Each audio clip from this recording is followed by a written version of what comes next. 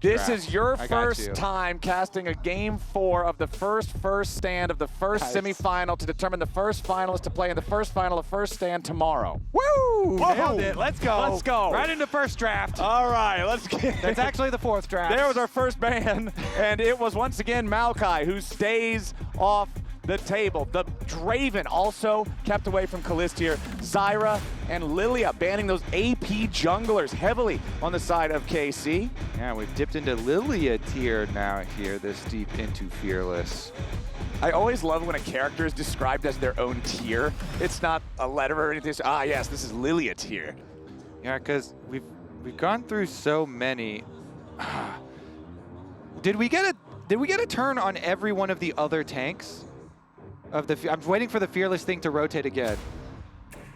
Okay, we had Sejuani. Yeah, Maokai's banned. Maokai's been banned every single game. Where's Gnar at? Gnar is still available. Okay. Because he was banned last game. There he is. Yeah, there he is. Okay. There he is. Where's that Gnar? He's got to show up there. Okay, so Kalista has made it through. That's the sacrifice that had to be made.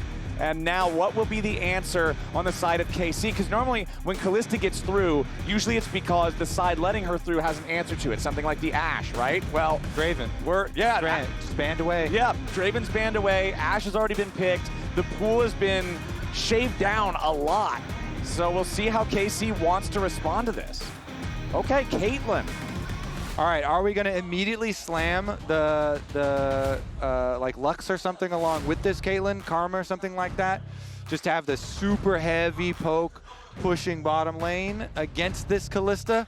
I kind of like, ever since we have had this change of the lane swaps have gone away, we have actually had, you know, a lot of situations where the Kalista's been given over and then faces double range, you know, matchup and gets pinned under tower early on. Yeah. But this time around, the Kalista will be able to nab the Renata, so will be strong regardless. That pairing just has so many strong synergies. Yeah, it's one of those all-time lane combos that you just think of the champions working so well together. We'll see if CFO wants to grab their own jungler here in the first half before more bans come in. Plenty of stuff obviously already off the table. All the popular stuff is either still banned, like poor Maokai and Skarner, who are just never allowed into the game.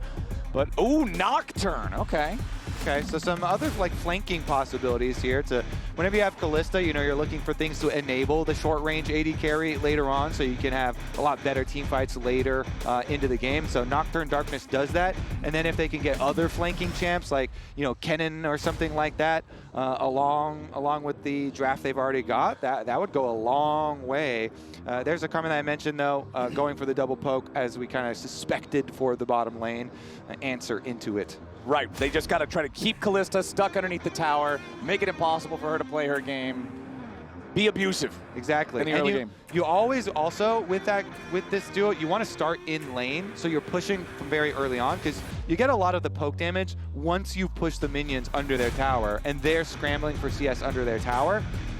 So always trying to focus on like getting early wards down there, early positioning down there, so that Caitlyn, Karma can get the most out of their push and poke strategy. All right, Orianna banned as the first one in the second half here from KC. Gangplank banned out by CFO. Jax banned out by KC. You get the response, because Gangplank is one of the really good responses that we've had for Jax, so then they're like, okay, fine, then we ban the Jax out. Now what's your option for the blind? Because well, we'll probably, I mean, Gnar is still alive. It would probably go mid lane here too, actually, for the side of oh, they're getting rid of KC. What if they're just Okay, so they take out kill Sion? The Gwen also, yeah, anything that's good against tanks. All right, so there's your flexible still Aurora, could go either lane. All right, okay. See. Nice fourth pick there. I'm still, come on, give me the big old meatball. Where's the Sion at? Yeah. That's I'm just expecting it. Sion and some kind of AP mid laner. That's got to be it. It's got to be it. All right. Ooh. Okay. A little bit of Akali spice. Okay, Akali seeing the Aurora. This is a very short range, very just in-your-face team. It's good. It's more dive. You know, we were talking when the Nocturne was picked, you want more flankers, more divers along with it. So You got to go heavy dive. Your AD carry is very short range, so it's all about aggressive plays. Oh. Not quite the Scion. I'll do you one better. Nocturne ult and the Ornn ult are just so insane together. Your range of getting picks is incredible with this comp for CFO across the map. Problem is, if KC have such a heavy pushing bottom lane and they get turret plate money and they get to push how they want on bottom side with Caitlyn and Karma, then you get to rotate the Caitlyn Karma and like build up an early lead of constant pushing. Well, there's the Gnar that I mentioned earlier that also still available this deep into the draft. So Gnar versus Ornn in the top lane, Akali versus Aurora in mid. Who are you giving the edge to in this draft here, you think? I mean, I kind of like the KC side, honestly. Okay. Especially because the Gnar into Ornn, I feel like Canna's going to be able to get a big individual lead. And then you are looking at some pretty good Gnar targets for later on. You know, Gnar can have priority on the side lane, but then you have a Nocturne and a Akali you have to think about. So really depends on how the early game goes in this matchup, because Nocturne and Akali can put a lot of pressure on side lanes, you know, if the opening of the game does go well. And of course, Ornn always provides you that value, despite the Gnar having some good options into it. I'm excited, man. I can't wait to see how this works out. I would love to see us go all the way to silver scrapes for both series today if we could. This is the fun part of Fearless, is best of fives. You see this conversation so much on like Twitter or Reddit or anything where people are just like, yeah, best of threes are cool and all, but you don't really get into the meat of it until you get to game 4, get to game 5, really test those champion pools. So I'm excited. I want to see, can Kalista and Targamas use the power of this Caitlyn and Karma to keep Kalista Renata down enough? Kalista just gets banned so often, so much. Can we see the wrath of this champion really show its teeth here and bring CFO to a 5th and final game? Definitely exciting. Of course, both junglers are traditional level 6 junglers here, looking for a lot of standard full clears, but when you have a matchup like that, sometimes you can throw them off by, especially like a Nocturne going in who will have fear early. If you want to try and make a visit towards bottom lane, you can completely change how the matchup goes. So you do have to invest, like we were saying in Champ Select, as soon as the Caitlyn was locked, you know, a little bit of effort as far as the vision goes to make sure that the Caitlyn Karma get to play their pushing game. Because, you know, ideally for Nocturne, you get full clear into full clear, but he can throw you off if he decides to skip a camp and mess up your timer and then completely change one of your lane matchups. So where do you want to see Yike focus specifically this game? Anything in particular, or just on the camps right now, okay, but on shadowing bottom lane, because bottom lane will be the most exposed, and they're the ones that are trying to play for plate money, play for poke, play for pressure. So you usually just want to try and shadow them. So that's why he's starting on top side path, and he'll want to provide that security for Kalista and Targamas to just go aggro. Nice early poke, immediately landing at level 1 from Kalista and Targamas, both spells connecting. You already mentioned it, just the fact that these guys want to be in lane, free firing from the moment that a minion is on their screen, constantly having the tempo, constantly having the push. I would say the only thing Kalista and Targamas have to worry about is if, like we said, JunJia wanted to skip some camps and worry about the 3 camp timer down on bottom side. It looks like they are, and they have their ward in river, so nicely done by them. They're checking all the boxes. Wow. They even got an early barrier. Yeah, that was a very early barrier. Doggo just trying to maximize his HP Get that cooldown back. Yeah, just I mean, the poke damage is going to, you know, stack up, so trying to do his best to mitigate it early on. Yeah, I'm not hating it. It just definitely looks a little bit strange considering the normal uses of barrier, but he knows what this is going to be. He knows this is going to be a painful situation. Yep. Kalista all the way back up in his own jungle to check the blue buff, make sure that that wasn't getting invaded through an alternate path. Wanted to be ready to collapse on JunJia if it was. Now back in the bottom lane to try to keep the pressure onto Kaiwing and Doggo. And yeah, I expect to see this bottom lane just be the biggest early gold advantages on the Rift. As Kaiwing, wow, taking a ton of damage there. Nicely done from Targamas and Kalista. Yep, really well done. Meanwhile, they now, by process of elimination, we'll know Nocturne's pathing to smooth path up to the top side, so they could just trade Scuttle Crabs, and Wukong can end up down on this bottom side, as it is now pushing out a little bit. Ooh, hongQ going in for the second half of the Shuriken flip. That ability is so strong once he gets some AP. Has like the AP ratio of most champions' ultimate abilities. Yeah. So even with it getting nerfed too, still it's insane. still nasty. So very important for Vladi to avoid those whenever he can as this lane continues. And we'll see those Piltover Peacemakers just continue flying out, finding the mark over and over and over again. hongQ walking towards the brush. We'll find Yike waiting on him, but immediately ready to bop the ward there with the auto attack reset. As long as you're a champion with an auto attack reset, if you hit a ward as soon as it's placed, you're gonna kill it. Got to cover bottom. He's got to cover bottom now, and he does. Good job there for Yike. He doesn't go for the immediate recall. He wants to cover bottom on the push. He puts the ward for Tri-Brush. I mean, just those little plays like that is exactly what we're highlighting for a jungler, what you want to play for a Caitlyn Karma. He comes down, you know, the Nocturne was kind of camping around, but these wards that you can see, the entrances from the CFO red side jungle. Oh, nice double shot again. They fully scout out the routes here of any sort of reinforcements that would come the way of CFO. And so CFO just continue to get pelted under the tower. The laning versus Caitlyn plus whatever poke mage combo is just a miserable experience. It's so difficult to endure this, as you will see. JunJia hanging around down here, fires off the Dustbringer, fast enough to knock all 3 hits off of that ward as well. But Kalista and Targamas right back to what they were doing. They don't miss a beat. Time for Kaiwing and Doggo to try to go home. Dude, they could go and interrupt him again. This is so annoying for JunJia. Yup. I mean, again, that's why I highlighted that ward in the Tri-Brush from Yike, where he sticks around, goes down to make sure, you know, he can cover for them. He gets paid back because the time that he invested there then results in 2 stopped recalls for the Nocturne for JunJia, delaying the level 6 Nocturne ultimate gank. And you can see the lane swap attempt here as Driver goes bottom, and that means they're going to be able to send their Kalista Renata topside, but then just the exact equal response from KC, making sure that they want to keep Caitlyn and Karma dealing with that Kalista and Renata combo, as Canna's honestly having exactly the time you would expect him to have against the Ornn, just dominating in the 1v1 there. Jun just starting up the Drake nice and early. Yike nearby, but hard to close in and try to deal with this guy. Ornn summoned up. Driver smacking Canna around a little bit with it, but Canna with a flash behind him to get the better positioning. Now Driver's got to continue running away as the Infernal Drake is already going to be secured by CFO. Kaiwing and hongQ both ready to try to jump in here. It's first blood over to hongQ on the Akali. hongQ, hyped up after the end of the previous game, starts out with some extra money on the Assassin. Oh my goodness, this is actually huge. The Dragon, the kill, CFO, they're back. They're here to stay.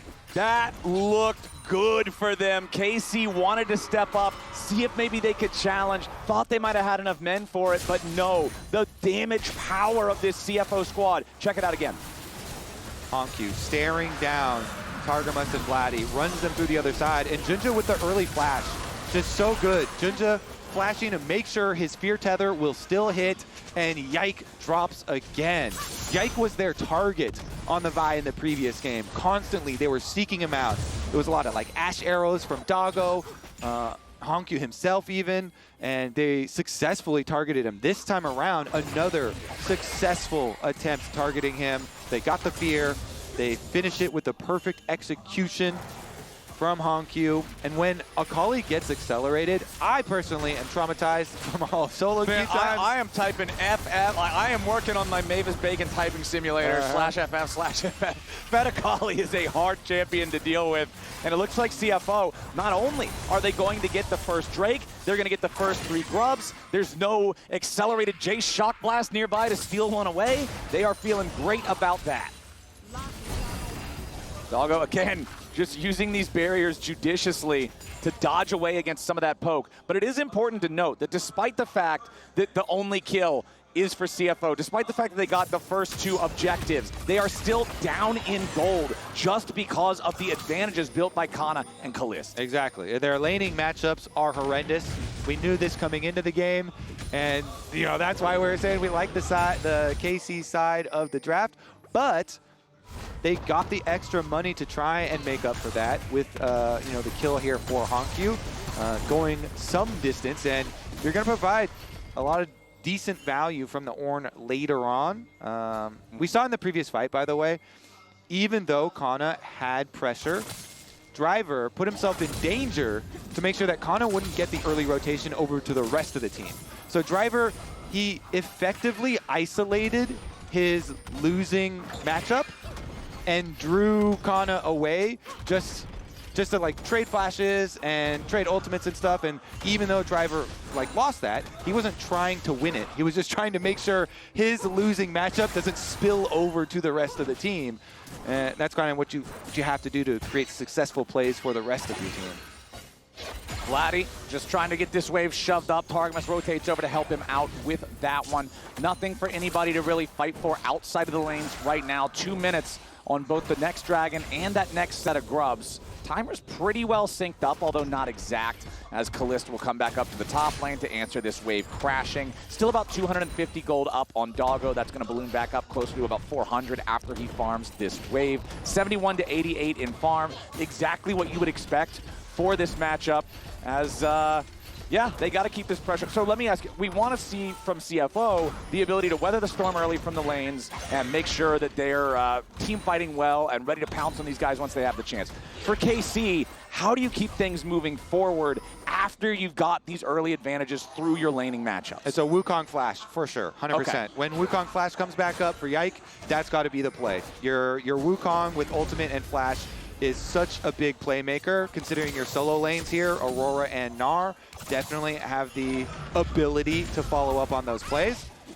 And so once they have that extra mobility, maybe that's you know, that's where you see it. Canna himself's doing quite well for himself. Of course, presents a bigger problem that the Akali got the money to fund that proto belt so early in the game.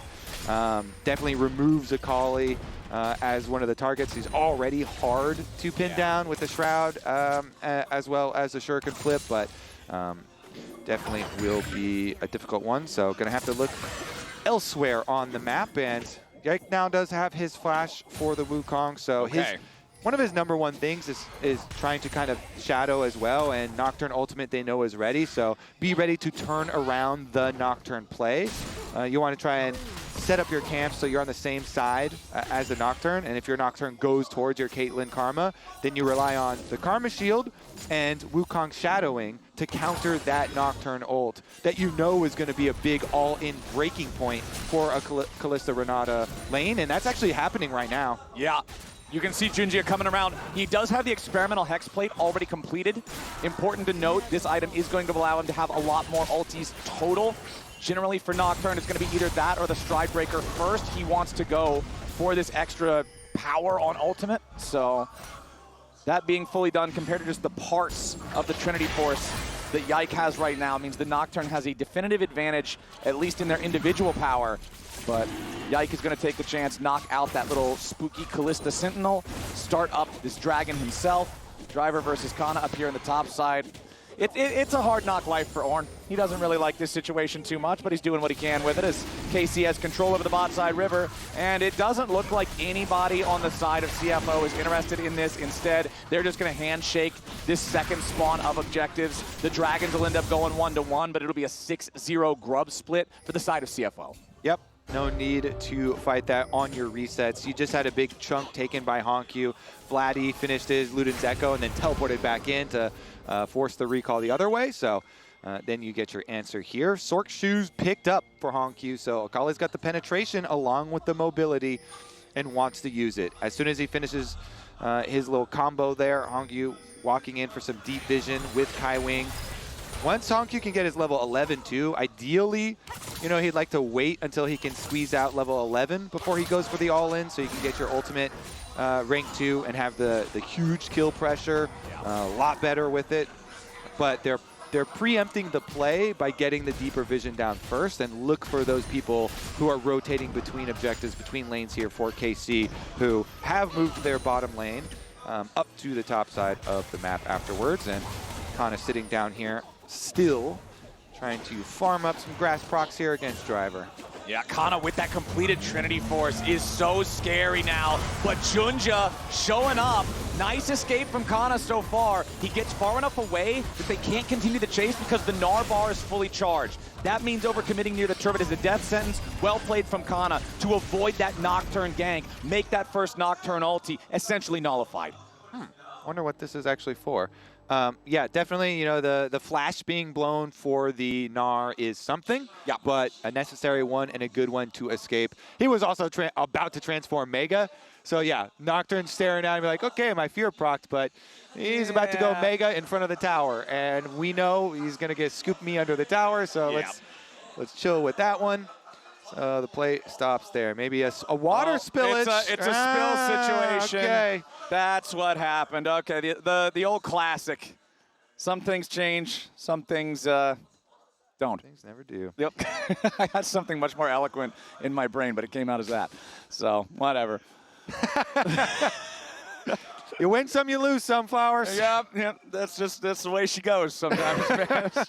The way she goes. You spill some, you save some as well. Yeah. So I hope he saved more than he spilled. Yeah. I hope it was only a small spill. Yeah, I wonder what the contents actually were. Is it just water, or was it like a caffeine spill? Because the caffeine spill would be a bigger. Whoa, Yike is in it. Oh, dude, yeah, he is serious business right now. I mean, he did get killed in the dragon play, but it wasn't like devastating. I know the last game as well, he's probably feeling a little bit down from the previous one, but lock in. Yep. He's contemplating the state of the game. I mean, it kind of goes back to what we were talking about in the second game that was just so bad for CFO, where they lose 20-1 or whatever. It's like in a best-of-5 series, so much of it is a mental game. Yeah. And you can't just, boom over having a bad one, right? You got 4 more to play, buddy. You got to be ready to go. You got to be ready to lock in. And that level of resilience is something that, especially when you have younger players, especially when you have players who are newer to the international stages, it can be something that catches them off guard, right? We're talking about Kaliste and hongQ being the 2 youngest players at this event. This is like their introduction to internationals, and just being able to make it this far and being able to handle the pressure and just the scope of where they're at is really impressive. Yeah, certainly is.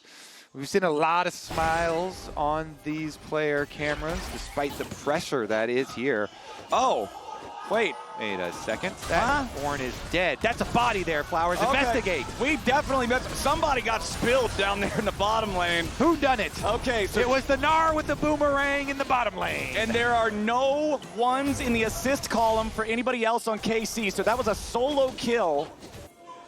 Now, Canna what you get for burning my flash with that gank, huh? Yeah. You call jungler. Oh, okay. Well, I called mid laner. Yeah, here comes hongQ. Sure, he can flip backwards to just get himself closer.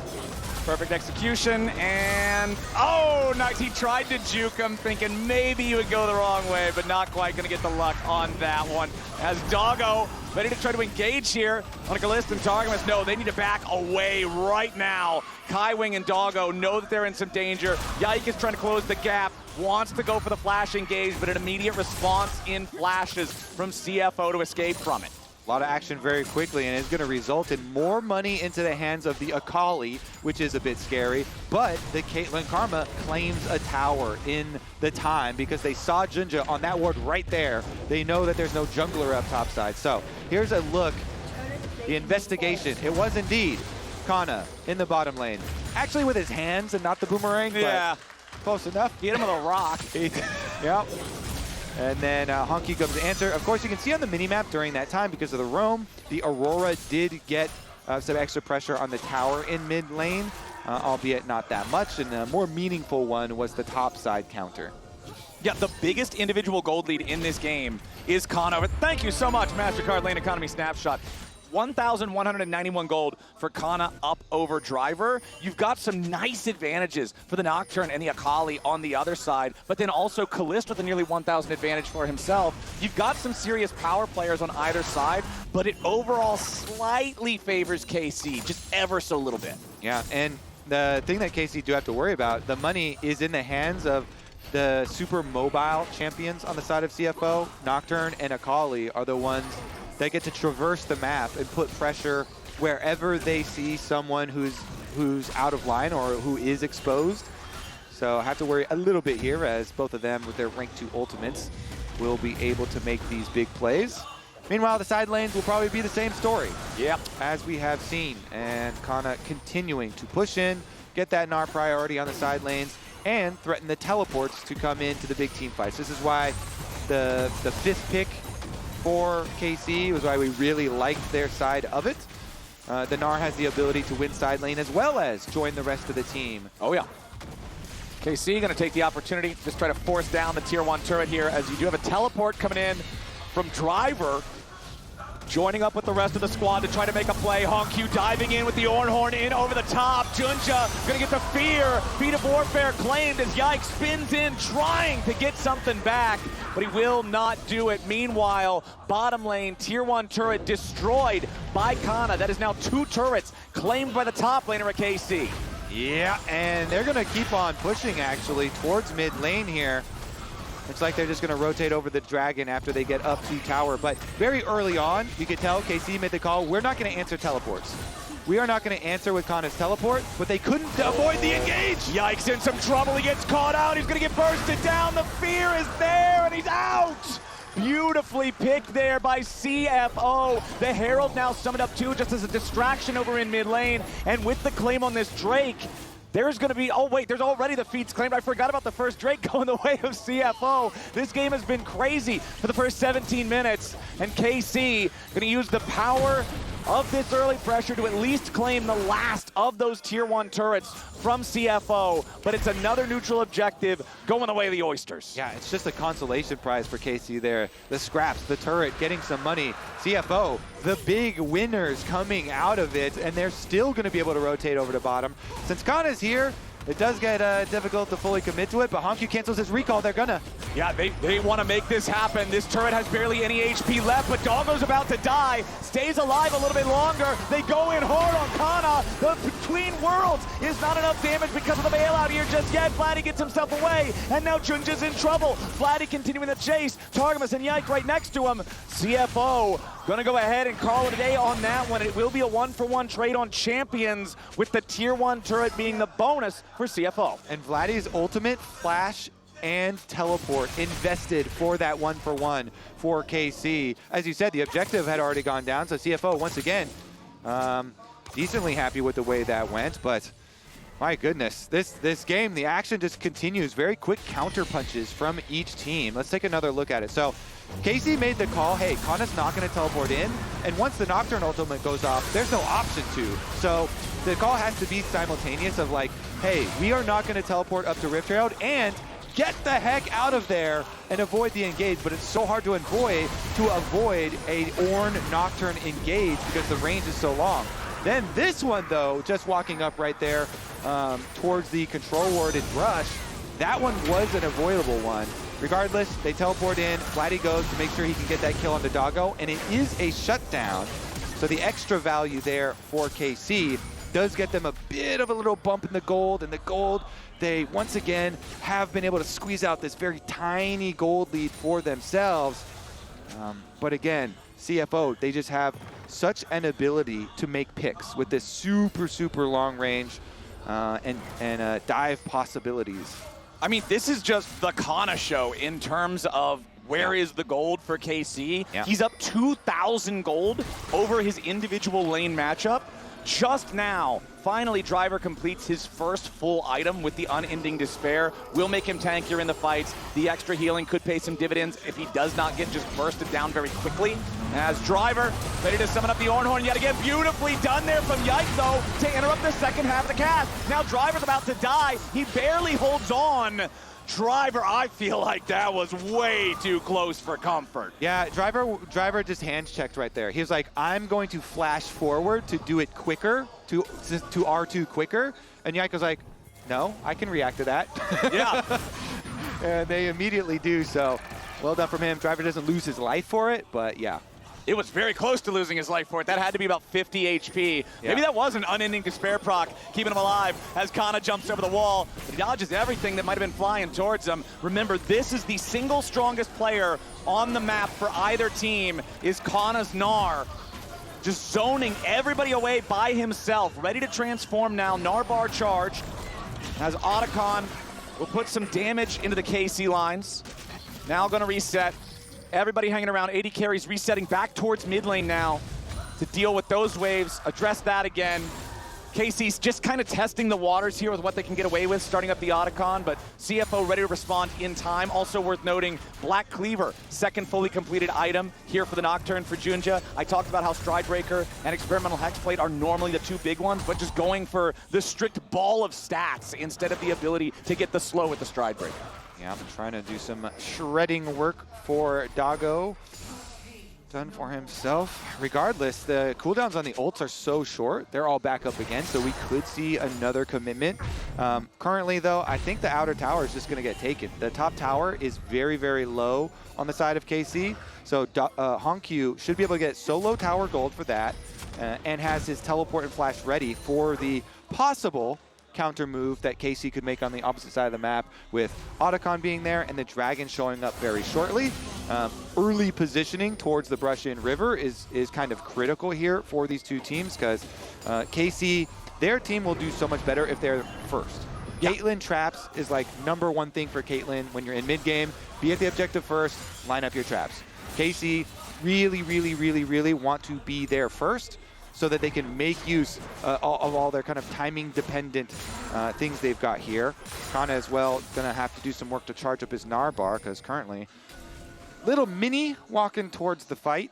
Don't feel great to be a little tiny Gnar, but hey, you're talking about timing. One of the most important things, Kaliste just importantly completed his Infinity Edge. Both AD carries now on a 2-item power spike. Both mid laners, 2-item power spike. Junglers, advantage for JunJia there, not the 2-item power spike for Yike, means he's going to feel a lot worse when he dives in. And CFO, you already said it earlier, Kobe, have been focusing him whenever they get the opportunity to do so. Drivers here to play spoiler to any potential entry from KC, trying to stop this Drake, and that'll be sole point for CFO, uncontested. Yeah, I feel like KC have very, very little chance if they're not there first, so very dangerous for them, and they try and get wards for a possible Otacon contest instead, but now they go for hongQ. hongQ in some danger, slammed back into the wall between worlds, all the burst down onto him. They want to get the reset. It's not going to happen, but in the back, huge from JunJia to pick up 2. Yes, KC might have assassinated the Akali, but the response is an absolute slugger coming out from CFO. Doggo in the front line, going crazy forward after Kaliste, but Kaliste turns it around, and now Canna's got his Hysterics Gauge, keeping him alive. A little bit more damage, a flash from JunJia. Kaliste is still alive, and now it's Driver having to run interference on that. Doggo just went completely crazy.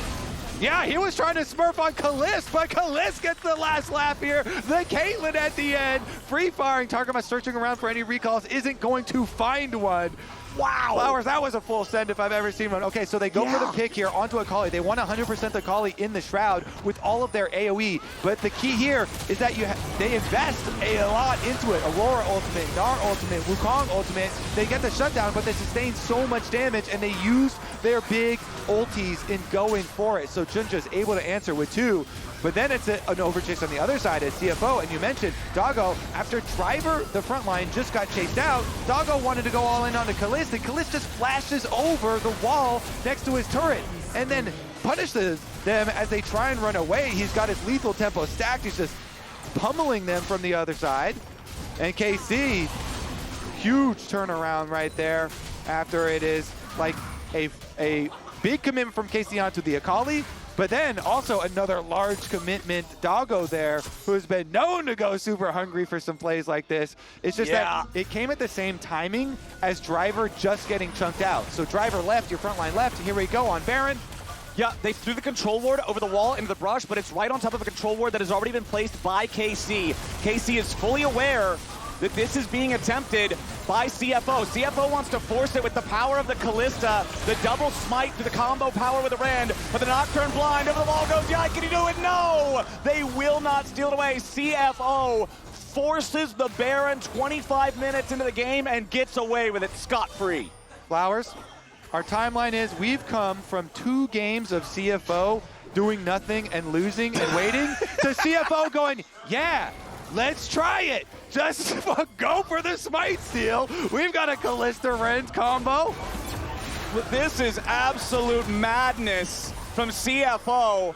Targamas trying to keep everybody's owned away as Driver fires off an Ornn horn. Targamas getting away from it there with a flash, but now hongQ has made his way forward as well. Yike, the target, the Wukong trying to escape with a perfect execution, seals his fate. The stasis from hongQ. Nice toss into the immediate hostile takeover. CFO just ripped their heads off. Canna and Vladi, the last 2 alive, as CFO have a 5-man push versus 2 for the next 20 seconds. The Oysters looking like a different beast in this game. They are hungry for that game 5. These Oysters have shark teeth, brother. That is absolute killer instinct right there. The wombo combo. This is why Kalista and Renata can pair so well together. You throw Renata in like a bowling ball, and the bowling ball makes everybody kill each other. It's absolutely insane when you catch them in a choke like that, and the reward is Otacon. Huge stuff. CFO with the Baron, with the Otacon, with the confidence. Here we go, another look. Vladi wants a piece of Doggo. They know Doggo used his flash to go for that previous play, so Caitlyn ult and Aurora ult invested, and Driver's able to force out the flash with the Ornn ultimates, and then the follow-up. Here it is, your favorite play, Flowers, when they're gonna send him in. They got the first kill, and then the chase with the Kalista Renata combo. Knock up into Berserk taunts, chasing them through their own jungle. Huge stuff for CFO on the chase down.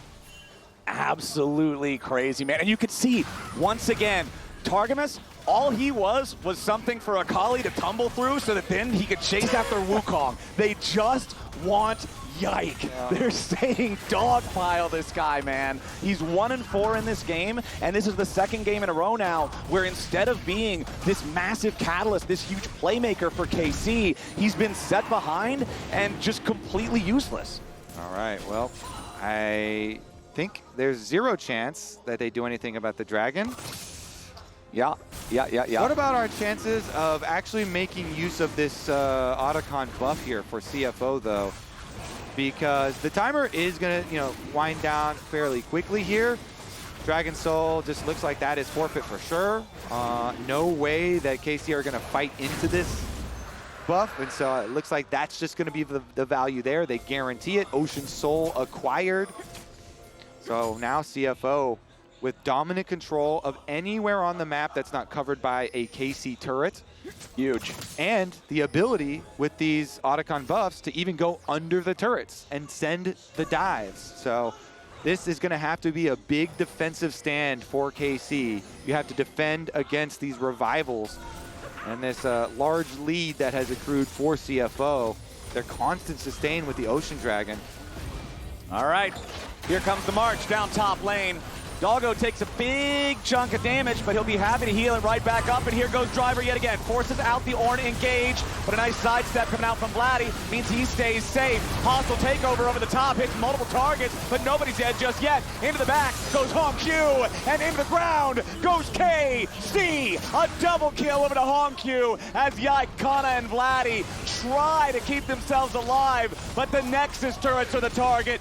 CFO has their eyes on the prize, and KC is scrambling to keep them from it. Driver teleporting back into the enemy base, ready to rejoin for the final mission of this 4th game. The minion wave has arrived. Kaiwing with a beautiful handshake to force the flash away from Canna, and Doggo is on a killing mission yet again. hongQ on a rampage. 2nd Nexus turret headed for the ground, and CFO is headed for game 5. We're going to Silver Scrape.